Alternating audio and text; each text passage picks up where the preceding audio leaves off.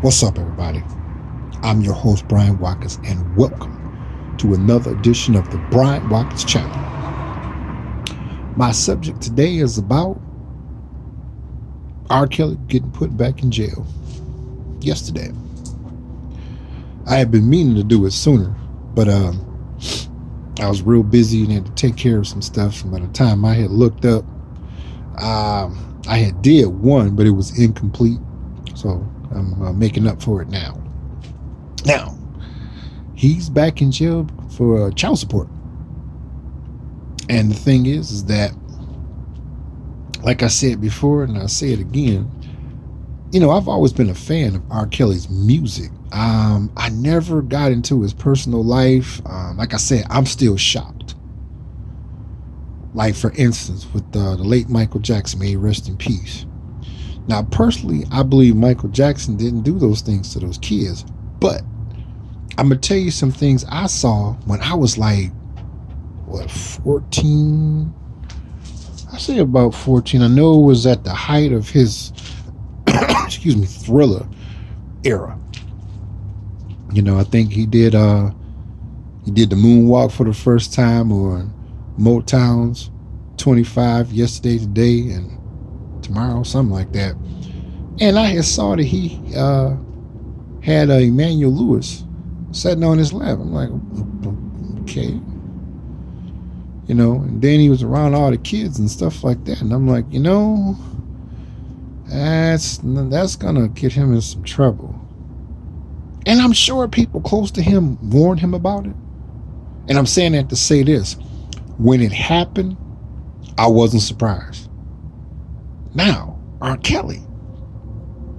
I remember when R. Kelly came out with, what was that called? Public Announcement, if I'm not mistaken. He had the hit song, Honey Love. And it was cool. I liked it, And then, bam, he went solo. He came out with, Bump and Grind and,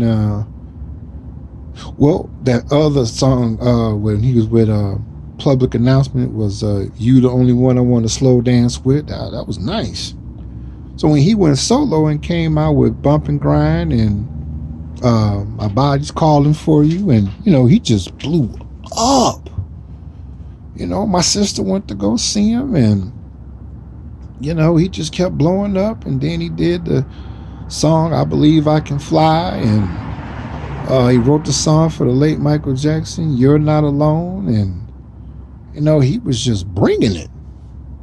So when he got in trouble the first time about it, I was like, what, really? I didn't see that coming. So when he got, straightened out and everything, and, mind you, he was still cranking up music the whole entire time, and it was still doing very well. So when he got in trouble again for the second time, I'm like, what? Because people were saying about the videotape of the first time he got in trouble, and he peeing on young girls. And then Dave Chappelle made a video called Let Me Pee on You. And I'm like, wow, where did this come from? And now it didn't caught up with him, because then he had went off on, what's her name, Gayle King. And I heard a song he had made called I Admit It, and he admitted in the song that he ain't had no more money. And it's really sad because I didn't see it coming. Now me personally, I think them charges is gonna stick. And if I'm wrong, I'm willing to accept that. But I'm saying that to say this, I'm like, wow, he 52 years old. He done pissed a whole lot of people off. And I'm just like, okay, back in jail for child support. I think he owed close to $176,000, rounding off to the nearest 200,000. And he don't got no money. And I'm like, wow. Then he had produced this other group, I think it was Changing Faces, with the hit song Stroke You Up. And then the late Aaliyah, may she rest in peace, he wrote and produced that song, Age Ain't Nothing But a Number. And mind you, the situation with him marrying Aaliyah, I thought it was a rumor.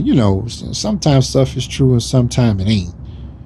And I'm saying that to say this. I'm like, wow, all of this with him?